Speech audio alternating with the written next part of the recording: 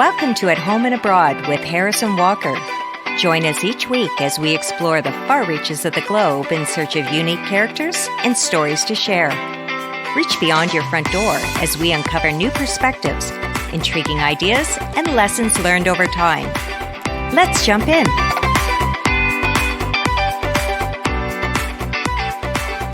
Like many of us, Christine Lewis of Victoria, Canada, wanted to know more about her family history. Little did she know what her genealogical search would soon uncover. According to Lewis, she knew that her grandfather was British, but she knew little else. In 2010, after being offered some additional information from a family member, Christine began researching in earnest. She quickly discovered that generations of her family had moved from the UK to Wales and Ireland before settling in Ontario, Canada. To her surprise, Christine Lewis learned that she was descended from Edward Seymour, the first Duke of Somerset, and the eldest surviving brother of Jane Seymour. He was Christine's 14th great-grandfather. Jane Seymour was the wife of King Henry VIII and the mother of the future King Edward VI, making him her cousin many times removed. Christine had always been interested in the monarchy as well as Tudor history, so this ancestral discovery was truly a remarkable one. She said, "My own grandfather sadly passed before I could share this information with him, but I know he would have been as blown away as I am." Well, that was a pretty remarkable discovery. I spend quite a bit of time searching my own genealogy, but I have yet to find anything as exciting as this. I know. I've even gone back to about the 1500s on one branch of my tree, but I haven't turned up any connection to royalty yet, Walker. Wouldn't that be so cool, though? I know. I'm really disappointed. But being the history buffs that we are, it would be so awesome. Well, like Christine Lewis, many people are interested in learning more about their family trees. And surprisingly, many people in Great Britain are discovering that they do have royal roots. Oh, really? Apparently so. Turi King, professor of genetics at the University of Leicester and a presenter on Two's DNA Family Secrets, stated that millions of people living today are related to Richard III's immediate family. Wow. I guess this makes sense if you think about how many generations back we're talking about. There must be a lot of common connections. Right. Yeah. In a BBC News article, Turi notes that there are many overlapping family trees. She revealed that a genealogy study has indicated that a child born in the mid-20th century England who could trace her ancestry back to the early 13th century in England would show 80% of that population in their family tree. Wow. I guess that would be me then. Yes. And you are likely to be related to a royal if you can trace your family tree back to the Middle Ages. Wow.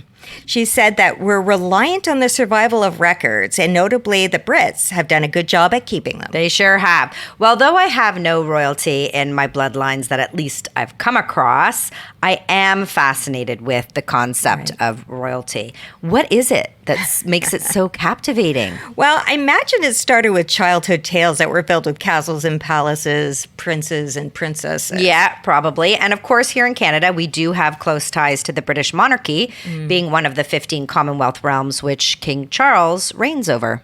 Well, putting our history and childhood fantasies aside, though, the British royal family appear to lead a charmed and rarefied life. It's the pomp and circumstance of the palaces, the country estates, the gowns and crowns, elegant events.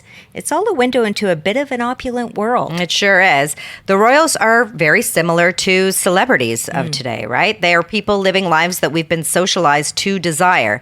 In a Time magazine article, Dr. Frank Farley, a professor and psychologist at Temple University and formerly the president of the American Psychologist Association, says, "We all have dreams of wealth and fame and happiness and style and social influence and so on, which starts early with fairy tales and the way we raise our kids. We put them on a pedestal to be adored." Yeah, I agree.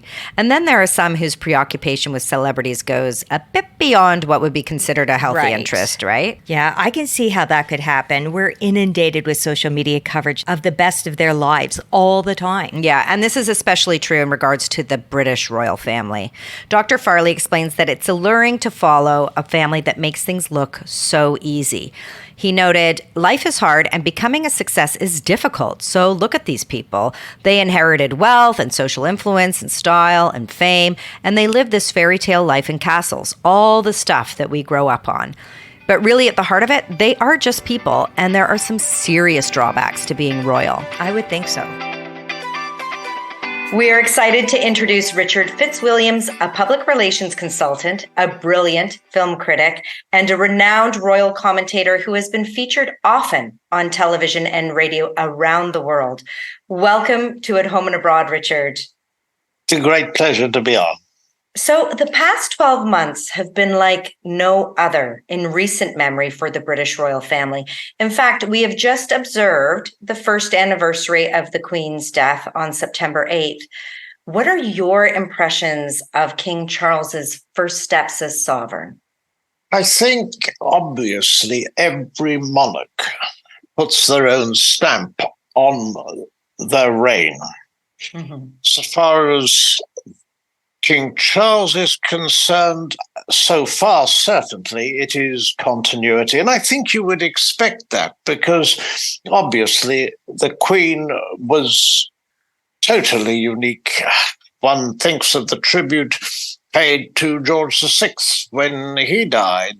The sunset of his death altered the whole world's sky. And in that sense, the Queen was a truly international figure, but someone who was symbolic of national unity like no other, and also the continuity of a reign of over 70 years. So obviously this was going to be very different, and obviously everybody knew that it would happen, but we all hoped that it wouldn't happen for quite some time. I mean, the Queen had obviously been frail, but she went as she would have wished, receiving her last Prime Minister Liz Truss just the day before she died. And I think King Charles from the very beginning, showing very clearly in that speech to the nation that he understood what the job involved, to be encouraged, to be advised, to warn, but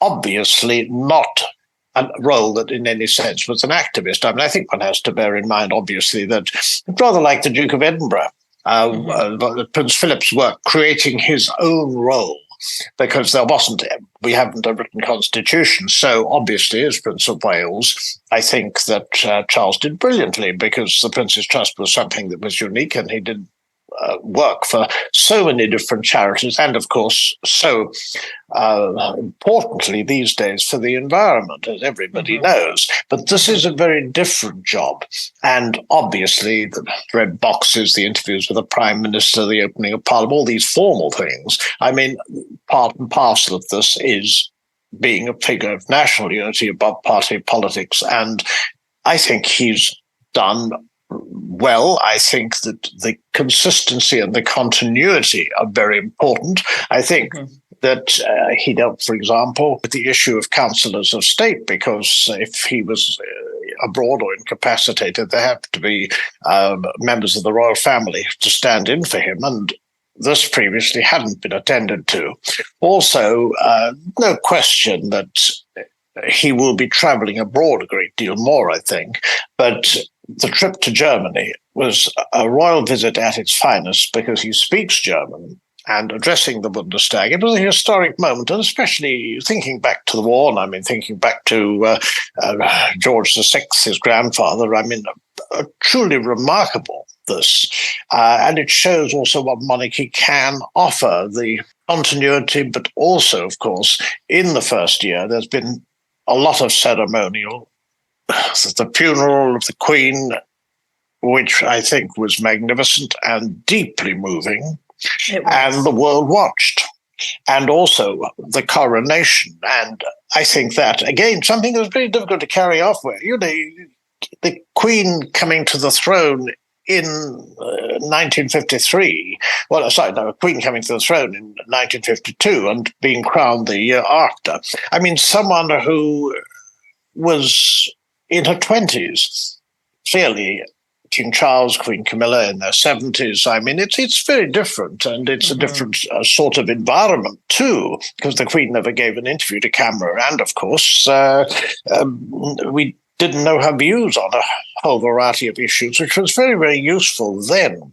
But looking at it now, I think that in the first year, I think he's tackled, for example, insofar as he possibly could, with a memoir like Spare, which Harry so ill-advisedly wrote.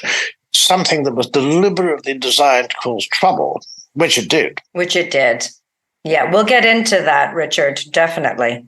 But to evict the Sussexes from Frogmore Cottage, I think that was a very sensible move. So I think overall, the first year, I think, has gone well. I think that he has to come to terms with several areas, for example, the so-called slimline monarchy. I mean, only four members of the royal family are under 70. Now, I mean, if you are going to have, well, it used to be 10 years ago, it used to be 4,000 engagements a year.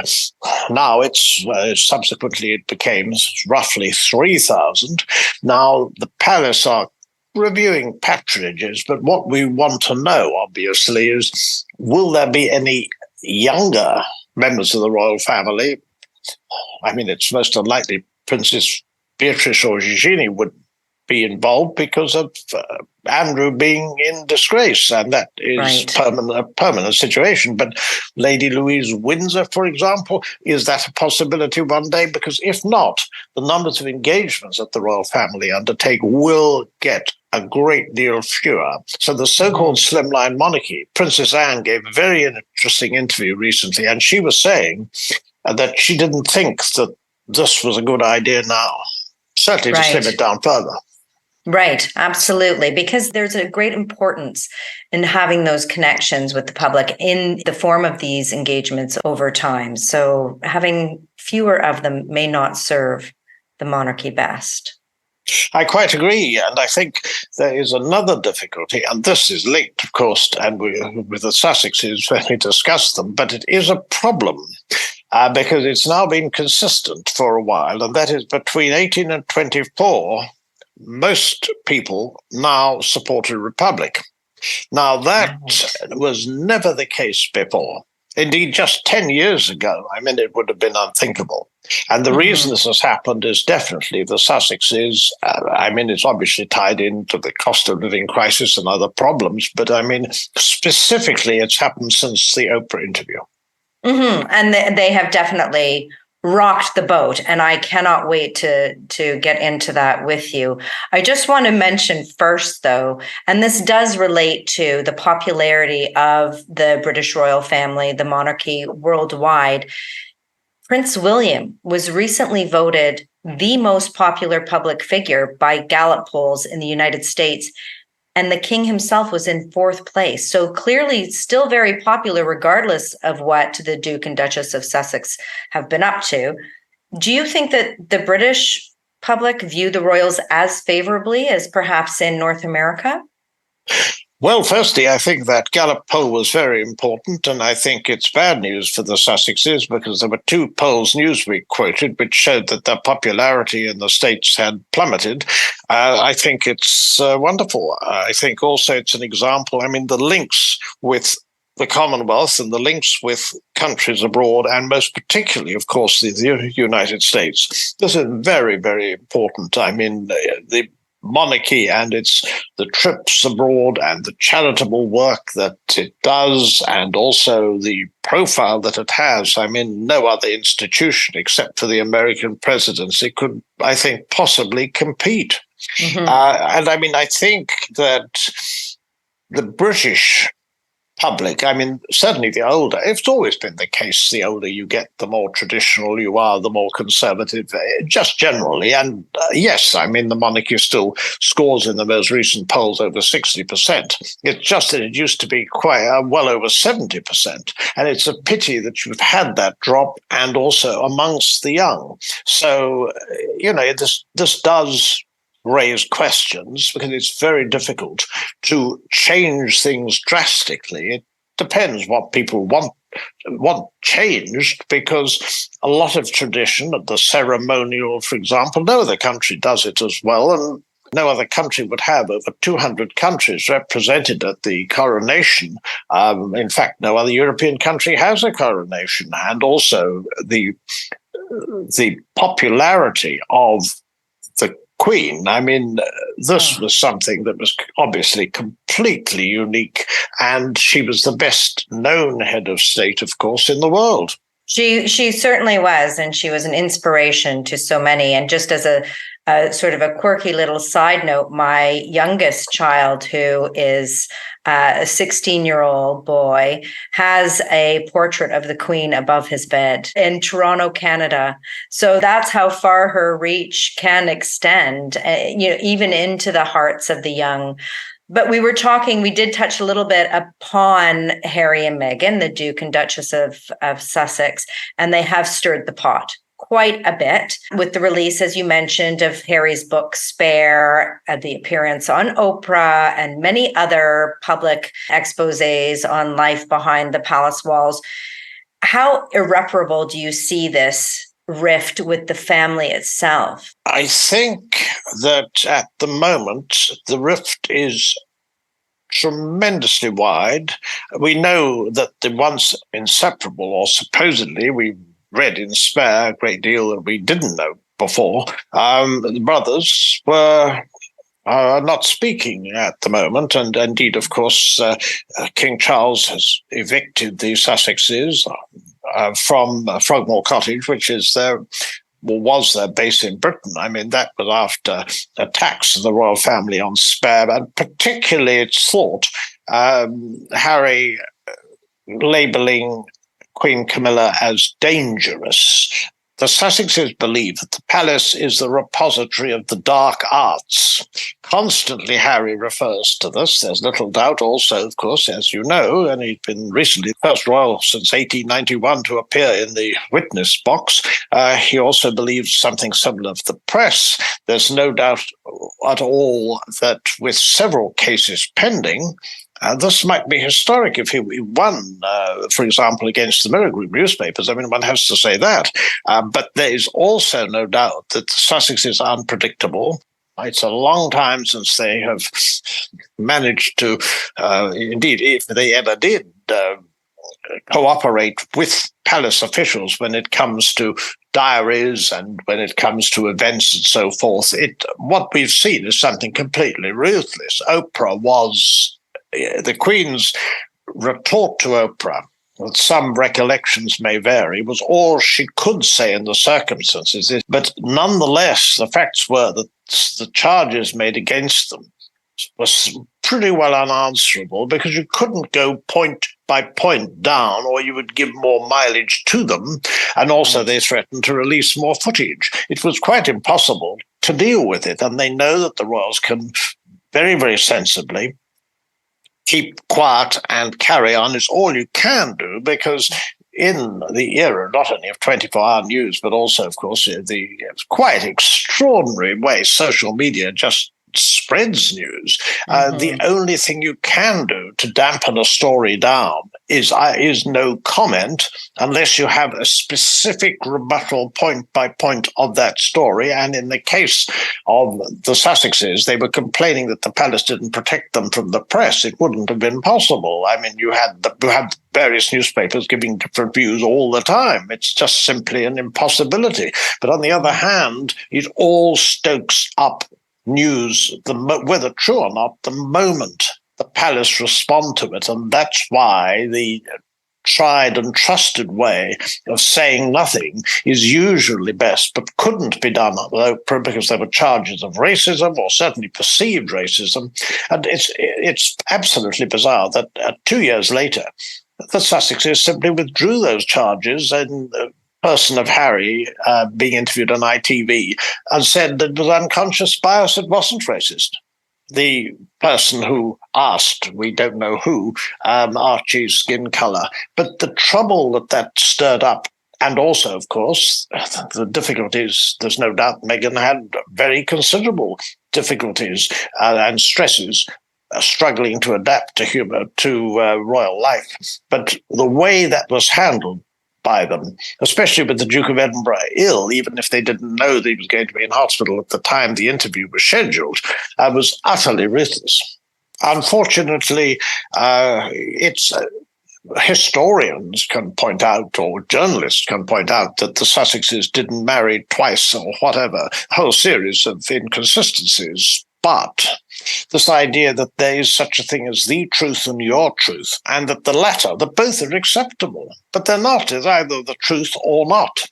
And There's no doubt. I mean, Harry's Invictus Games, and that, of course, is going on in Dusseldorf as we speak at this moment, was a superb project.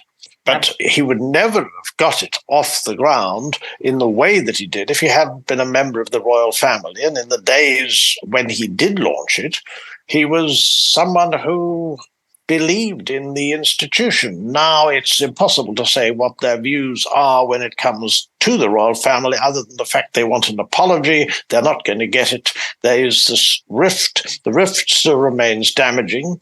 And also, this has to be said, the Sussex brand is still very powerful. They may have lost Spotify.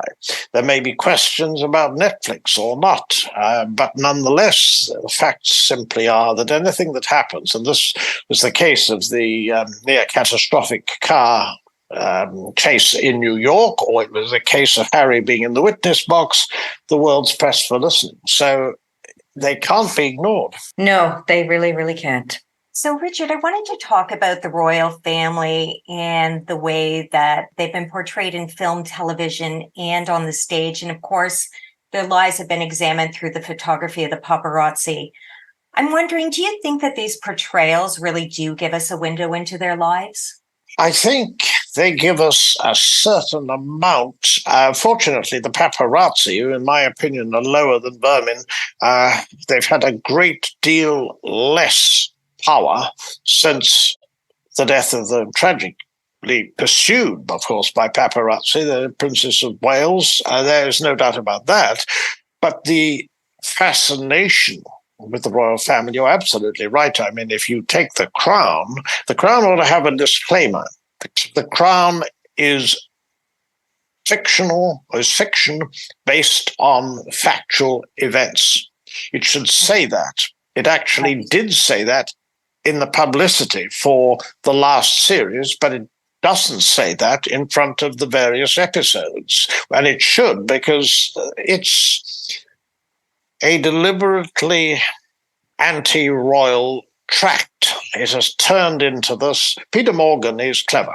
He mixes royalty and politics, and he does so with enormous skill. We saw this in the film The Queen. We saw this in the play The Audience. We saw it in Frost Nixon. We saw it in The Deal about Gordon Brown and Tony Blair and their rivalry. And we've seen it here. There's no question whatsoever that the production values are impressive, and that Claire Foy was marvelous as the Queen, but subsequently with Olivia Colman and Imelda Staunton, both of those were caricatures. They were cold, unfeeling figures, and unquestionably the way that the character was written, you were supposed to see someone who was aloof and someone who in many ways was uncaring, was deeply selfish. Queen was none of those things. So in that sense, I think that The Crown, when the last series, which is coming up supposedly to be released in November, when that has happened, I think the royal family will be relieved, because a younger generation who don't know Princess Diana or weren't alive when she was will only know her through The Crown. Queen Camilla, I think, will be to some extent concerned about the way she's portrayed, because people do tend to believe a lot of what they see on screen. And The Crown is expertly written by Peter Morgan, who has decided to put the knife into the royal family, which he has described as a virus. Certainly history can get a bit skewed by the way it's presented, certainly on the screen, as you say. On the other hand, a positive depiction of a monarch on screen can make a great deal of difference to their image. I'm particularly thinking of Queen Victoria, who obviously linked with the era of the Industrial Revolution, of exploitation and empire, and also a figure considered a sort of dumpy figure in black who was not amused and Puritan and so forth. I think that there's been a great change in the way that she is regarded. And one of the reasons was superb depictions of her by Dame Judi Dench, one of our top actresses. And this is the case in Mrs. Brown and also in Victoria and Abdul. And I think that the interest in Victoria And the fact that she and Albert were one of the great love affairs of royalty, I mean, there's no doubt at all that the television series Victoria and the film Victoria and Albert, all of that, I think, has changed Queen Victoria's image to some extent anyway, because when the Queen had the Diamond Jubilee, commemorated it, and of course Victoria was the only other monarch to do this. In her case, she was frail. In the Queen's, fortunately, she was not. But there was enormous interest in Victoria and that period, and also the fact that, she was lively. She was also she was deeply political, sometimes very naughty in the way she pushed her political views, and her fondness for Lord Melbourne was another issue that politicians in that period would have. Well, Albert actually made Victoria a great deal more impartial, which is what she always should have been. But it was a very, very different era, and I think that the feeling towards Victoria, that they altered, just as the feeling towards George III.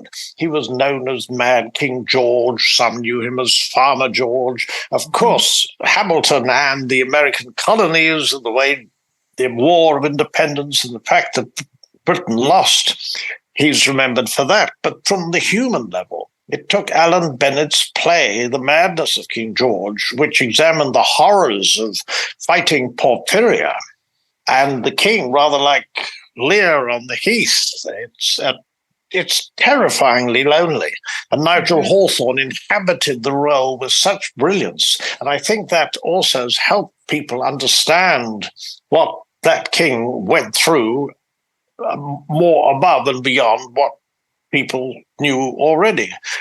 On the other side, of course, it's a fair point that Edward VIII and Edward and Mrs. Simpson in the 1970s, when Edward Fox played Edward VIII, there is no question that his reputation, from being thought of as the king who gave up everything for love, he's now known as someone who was totally unsuitable for the job, desperately selfish, pro-Nazi, to what extent is still debated, and there's no doubt that the way he's been portrayed on screen, especially in that series, and also most recently in The King's Speech, which gave a very human flavour to Colin Firth's portrayal of George VI, you could see how he fought a stammer and, the sacrifices required as a member of the royal family. But there's no doubt that the feelings towards Edward VIII have changed. And of course, the Queen and her dilemma as a grandmother when Diana died, that was examined in the Queen, played by Helen Mirren. And that worked well and had a huge audience and holds up well. I recently re-seen it. Yes, well, it's certainly, as you say, the angle of the portrayal certainly has influence. I wanted to circle back a little bit, actually, to you and your history and your accomplishments. Now, you were the editor of the International Who's Who for over 25 years. With this intrinsic knowledge of the world's most notable, do you think our fascination with royalty, and specifically the British royal family, will wax or wane over the coming decades? I think that the only answer that one can give, and I mean, looking back over the decades, it's increased with social media to degrees that even then I would have thought pretty impossible. I think that it's become obsessive. I mean, there is no question with Twitter, Facebook, and all the other aspects of life today, and that people, in fact, learn of news so quickly. When I think of compiling International Who's Who, the problems of getting information in those days against the way it's so easily available now, I mean, it's a completely different world. And in the changing world, one of the things that doesn't seem to have changed is a fascination which has been evident over the years with the monarchy. Indeed, the monarchy goes back over 1,000 years in Britain. The one gap was the Civil War, with the execution of Charles I to the end of the Protectorate in 1660 when Cromwell died.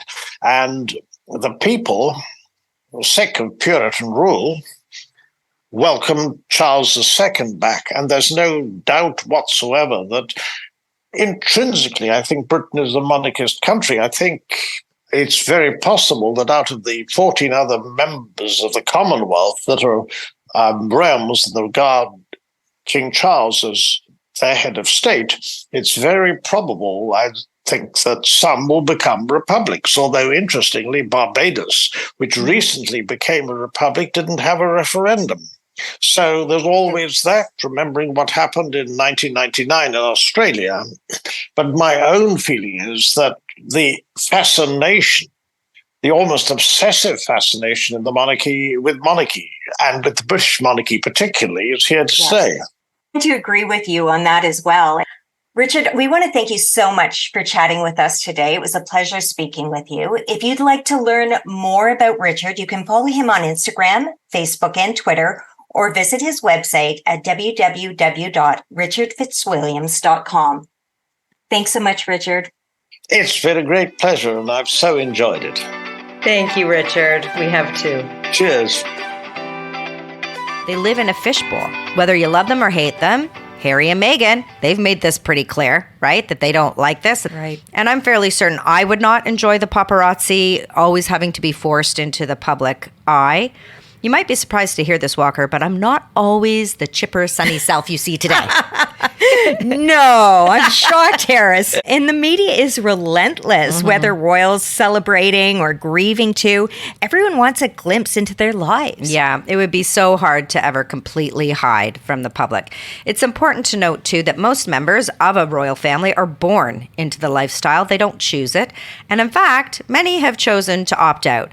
What do the Brits call it? Like the firm or the family business or something like that? It's a job, being always in the public eye, attending events, speaking engagements, and all of that. Now, if you're born and raised a royal, you may have a better idea as to what being a royal is really like, what is expected of you. But if you marry into it, though, you may not be entirely prepared until you actually are immersed in it. Perhaps not, though I think you would have a pretty good idea.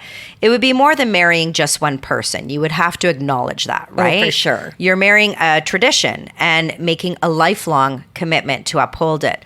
So there are all kinds of rules and regulations that you would have to learn marrying into a royal family. Like, were you aware that the British royal family can't sign autographs? I've never thought about it, actually, but I guess there is potential risk for someone to fraudulently use their signature, perhaps? Yeah, you got it. Apparently, though, in 2010, King Charles did break this rule when he gave an autograph to a couple who had been affected by the floods in Cornwall. And it was just this piece of paper signed Charles 2010. Interesting. I bet that's worth a pretty penny now. I would imagine. And did you also know that the royals are not supposed to eat seafood? I did know this. It's because of the notion that there's a greater chance of getting food poisoning, correct? Yeah, but I'm not sure I could uphold that rule. Oh, I bet you this gets broken. I bet you it does, too. I wonder just how much of their lives is governed by such rules. It seems like that one would be a pretty easy one to break, don't you think?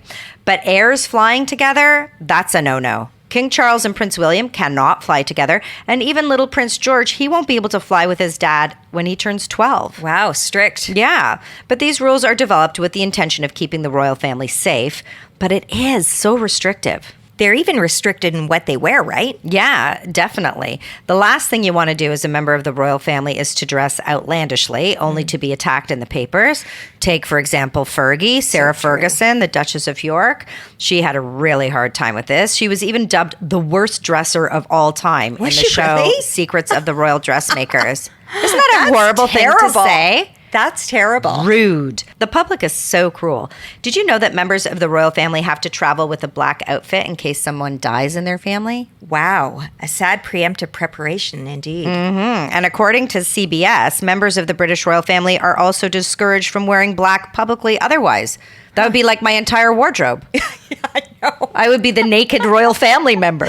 Somebody asked me once whether I was in mourning. This is years ago because I had worn black. I think it was 3 weeks in a row, solid without a break.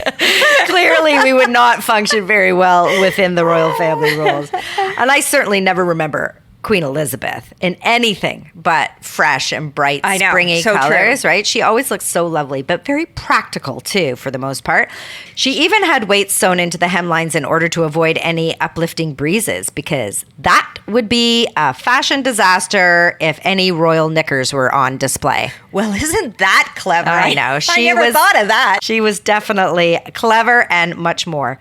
In upholding the monarchy, she was particularly interested in observing and keeping tradition. In fact, there were very few times that she broke tradition, but when she did, it was meaningful, like serving in the armed forces and learning how to fix truck engines. Though, of course, the Queen didn't need a driver's license or anything like that, or a passport, apparently. Well, I suppose everyone knows who she was around the world. She was a legend. She was a legend. She served a long time. I wish I had met her. I actually saw her and Prince Philip once leaving Westminster Abbey on my very first visit to England. No way. Yep. In fact, we had just landed and I heard on the radio in the taxi going into London that they were attending the services that day. Okay. So we diverted our taxi and drove to the back of the church, and there they were getting into their big Rolls Royce, and I was super starstruck. But if I had met her formally, I think I would have had to have been aware of protocol. Right. No Right? hugging and kissing, and don't touch the Queen unless she initiates it. At the G2 summit in 2009, former First Lady Michelle Obama famously broke this rule and hugged her. Ah, another queen in her own right. You got that right. But here's an odd tradition. According to a CBS article, each member of the royal family is required to weigh in before and after Christmas dinner. I shouldn't be laughing. Come on, that's awful. I know. I don't think I would go. This tradition supposedly goes back to Edward VII in the early 1900s. It was implemented to ensure that the guests were fed. Well, I guess the king didn't want complaints the next day that there wasn't enough food to go around. I know. Can you imagine at the royal table? I can't think that happens very often. And then there is, of course, the traditions embedded in royal weddings. Yeah. According to the History Channel, the Royal Marriage Act of 1772 requires royals to request permission from the monarch to marry. And, of course, the monarch has the power of veto. Right. This act is rooted in George III's disapproval of his brother's marriage to Anne Horton, a commoner. Queen Elizabeth vetoed her sister's request, too, to marry a commoner and divorcee, but in 2013, another act was passed allowing for royals who are not in the first six in line for succession to not require permission. Yeah, that's actually quite sad. Not being able to marry who you want. On a happier note, did you know that royal brides regularly carry myrtle for good luck in marriage in their wedding bouquets? This dates from the reign of Queen Victoria. I did know this, and Kate Middleton had myrtle in her bouquet as well, no? Yes, I think she did. Can you imagine the gifts that they must have received? But of course, there are some serious rules. Can't have gifts without rules, Walker. And there are serious rules around gift giving and receiving, too. I wonder, did we talk about this during our episode, The Present Protocols? I can't remember, Harris. So what are the royal rules? Well, there are supposedly people from whom they cannot receive gifts, as well as gifts that they may or may not accept depending on the monetary value. Okay, this is new to me. Yeah, and of course, all the gifts that are received are recorded, but this shouldn't be a surprise. I did this at all my kids' birthday parties. To write thank you notes. Exactly. In fact, a full list of all the gifts that the palace received in each year is released. Some of these gifts have included automatic rifles. Yeah, I can just see the Queen with one of those. A PhD thesis, bedtime reading, and multiple boxes of mangoes and Brazilian sloths. Automatic rifles? Yeesh. And I bet this is just the tip of the iceberg. I bet you're right. I might not have this right, but I think I heard that all members of the family must follow the lead of the monarch, including only going to bed after the monarch goes to bed and beginning to eat after he or she has started their meal. Oh, man. What if I were stuck with a night owl monarch? I like getting into bed early, Walker. I know, Harris. Also, while dining, guests and family at the table are not supposed to talk to anyone other than those sitting next to them. Actually, I like this rule. I went out for a big family hoop-de-doo last night. Okay. And there were 11 of us at the table. And if you're not just talking to the people beside you, it gets really noisy and unruly. But I also heard that if a royal family member is talking to a guest beside them, they're not supposed to trespass into the political realm. They have to be neutral. Yeah, essentially Switzerland. And according to the website for the parliament, it is considered unconstitutional for the monarch to vote in an election. Oh, that makes sense. The monarch is meant to be unbiased.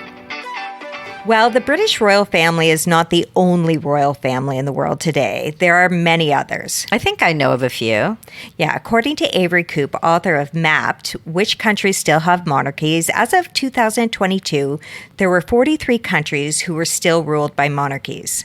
43. Wow, that is much more than I thought. Well, these monarchies have various degrees of power, but most acquired their power by their birthright, like the British royal family. Well, that makes sense. There's the absolute monarchy, where the monarchy possesses full and absolute political power. This is, for instance, think Saudi Arabia or Vatican City. Right. But 70% of all monarchies are constitutional monarchies. This is the British monarchy that we know.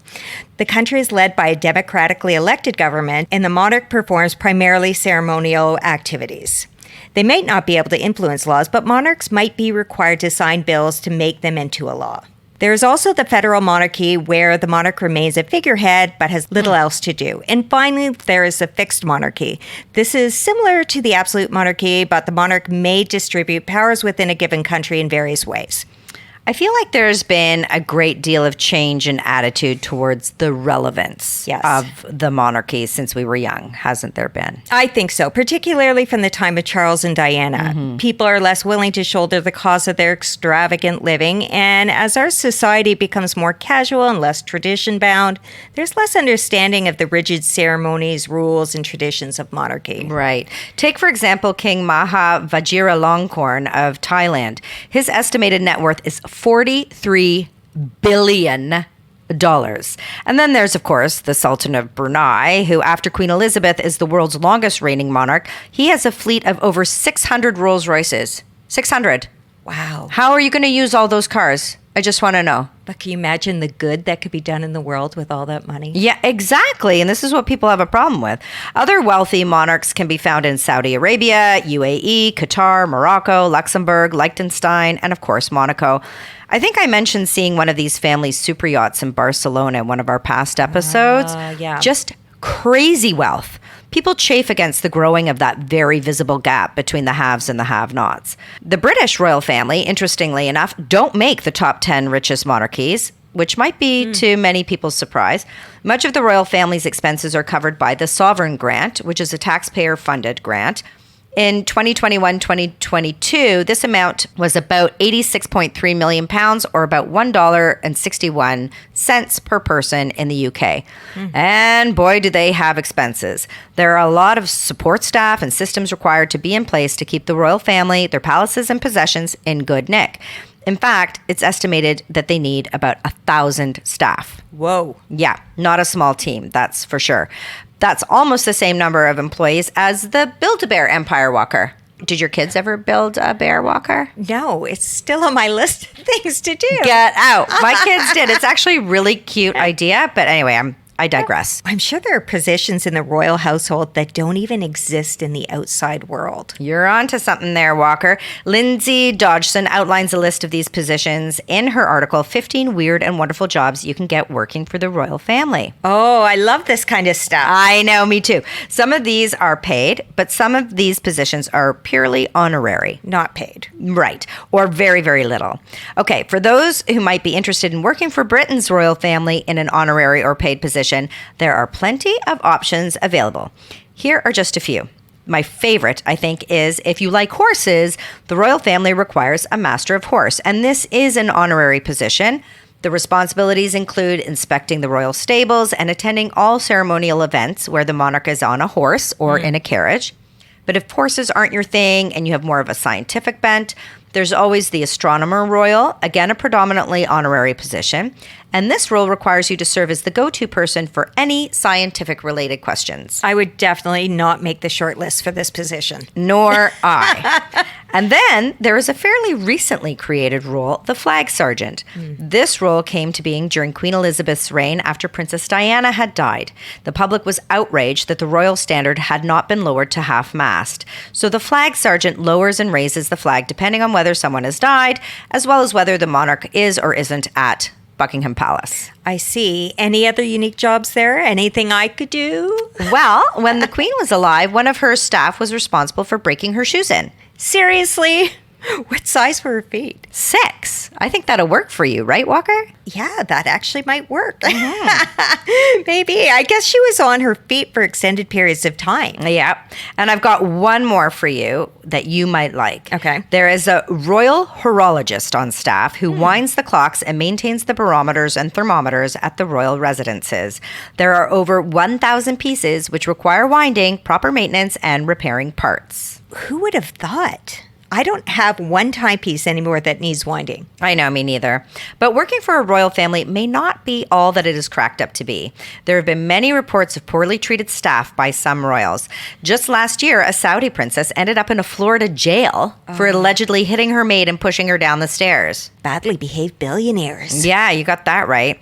As different as the royal family and their lives might be to ours, royal deaths around the world have also been often quirky or unusual. Like? Well, Adolf Fredrik, who was the king of Sweden, passed away of heart failure or poisoning after overeating. No. I know. I should have read this story yesterday because I was really in danger of this last night. He's known as the king who ate himself to death.